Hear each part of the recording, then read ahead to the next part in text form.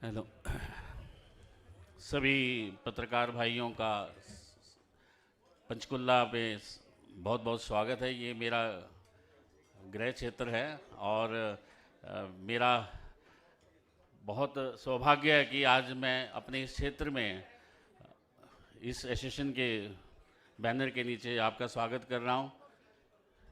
दोस्तों,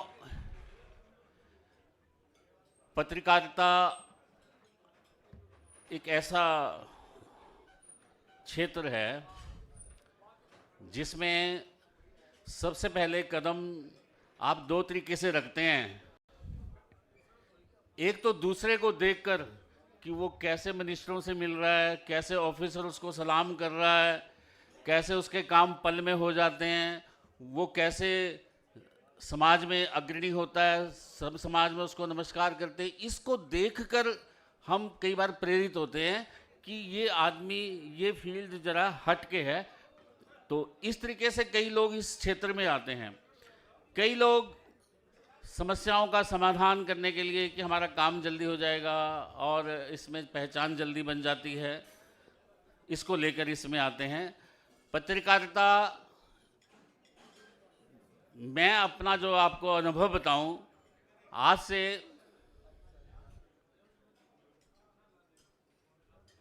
35 वर्ष पहले, आप जरा ध्यान से सुनना इस बात को जो मैं अब कहने जा रहा हूं, कि पत्रकारिता में जब मैंने कदम रखा, मैंने जो कदम रखा वो एक हॉकर से रखा था। जब मैं अखबार बांटता था सन 86 में 70 रुपये महीना से।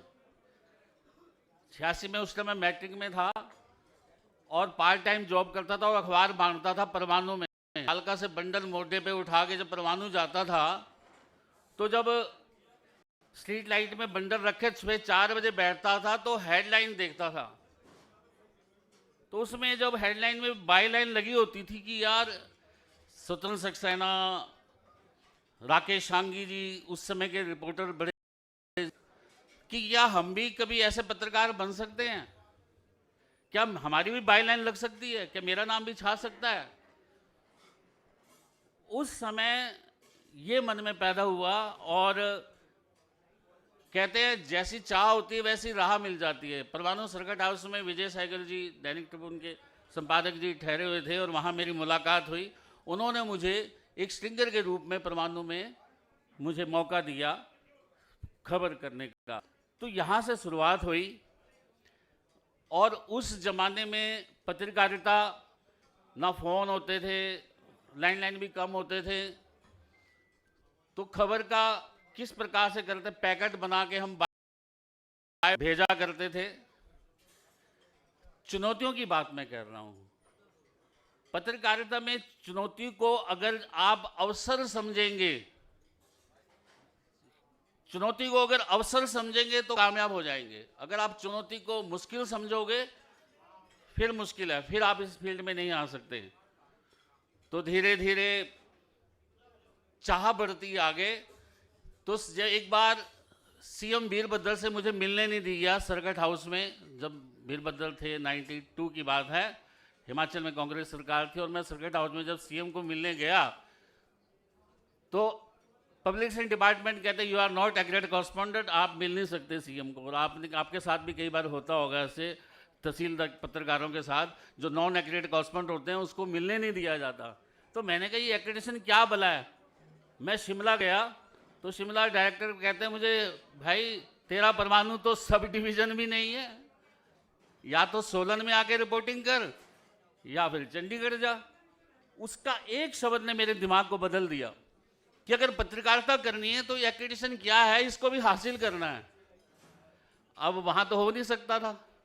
तो दैनिक जागरण में मुझे 93 में एक पहला एम्प्लॉइज मैं था चंडीगढ़ का, जब दिल्ली से स्टार्ट हुआ था अखबार और मैडम जीव थी, तो अखबार में दैनिक ट्रिब्यून में ही ऐड निकली कि संवाददाता चाहिए। तो मैं चले गया और किस्मत से चंडीगढ़ में मैं दैनिक जागरण में ज्वाइन कर लिया। मैंने 20 साल में दैनिक जागरण में रहा, लेकिन एक्रेडिटेशन भी हो गई। लेकिन फिर वो हुआ कि विधानसभा में कैसे जाना है, फिर विधानसभा भी कवर करने का हुआ। फिर अभी खन्ना साहब आएंगे, अरविंद खन्ना जी, इन्होंने 1995 में मुझे मौका दिया उत्तम हिंदू में, मैं इंचार्ज रहा चंडीगढ़ ऑफिस का, और वहाँ से मुझे हरियाणा का एक्रेडिटेशन भी मुझे मिली और मैंने विधानसभा में गया तो उसको भी कवर किया, तो विधानसभा का बन गया। अब सवाल ये उठता है कि पत्रकार के मन में चीज तो, समाज से राजनीतिक सहायता तो आप ले सकते हो, लेकिन आर्थिक सहायता कैसे करनी है पूरी। मेरा एक्सपीरियंस कहता है 30 साल में, 35 साल के एक्सपीरियंस में, कि अगर पत्रकारिता के क्षेत्र में आप आ रहे हो तो अकेले पत्रकारिता के सहारे मत आना कभी। अगर आपका साइड में बिजनेस कोई है, अगर आप साइड बाय साइड कोई बिजनेस कर सकते हो और आपका चल रहा है तो पत्रकारिता करना, नहीं तो परिवार को भूखे मारोगे। ये पहला असूल 30 साल में मैंने सीखा है। तो विज्ञापन के माध्यम से हम पैसा कमाते हैं, सप्लीमेंट निकालते हैं, लेकिन क्या है, दिवाली का निकाल लिया, नए साल का निकाल लिया, इससे ज़्यादा क्या हो सकता है। लेकिन आज की पत्रकारिता जो हो गई है, 500-500 रुपये में ले रहे हैं, कैसे ले रहे हैं, बहुत बुरा हाल है। उसमें हमारी पत्रकारिता बहुत मलिन हो रही है और अच्छे अच्छे पत्रकारों का भी नाम बेकार हो रहा है। इसलिए अपने आप को, अगर आपने पत्रकारिता में स्टैंड रखना है, खड़े रखना है, अपना स्वाभिमान बनाए रखना है, तो कोई साइड में कोई ना कोई आपका काम होना चाहिए, चाहे दुकान हो, चाहे बिजनेस हो, चाहे आप प्रॉपर्टी डीलिंग करते हो, चाहे कुछ करते हो, लेकिन आपका सहारा कभी भी, क्योंकि स्टाफर कोई बनता है। अखबार में कितने स्टाफर होंगे, डिस्ट्रिक्ट में एक ही होगा, सारे तो होंगे नहीं, और अखबार भी कितनों को तनख्वाह दे सकता है। तो इसलिए मेरा जो एक्सपीरियंस है, जो मैं अनुभव आपको बताना चाह रहा हूँ कि इस फील्ड में अगर आपने हमेशा कायम रहना है तो आपको जो है अपना साथ में बिजनेस जरूर होना चाहिए। पिछले बलराम जी कह रहे थे पिछली बार की चुनौतियां हैं मंझोले पत्रकार है, छोटे पत्रकारों की। आज हम वीकली अखबार निकाल रहे हैं, साप्ताहिक निकाल रहे हैं, मासिक पत्रिका निकाल रहे हैं, वो बहुत बड़ी समस्या है विज्ञापन इकट्ठे करने की, उसको चलाने की। तो इस करके चुनौतियां जो भी हैं उसको आप अवसर के रूप में लो।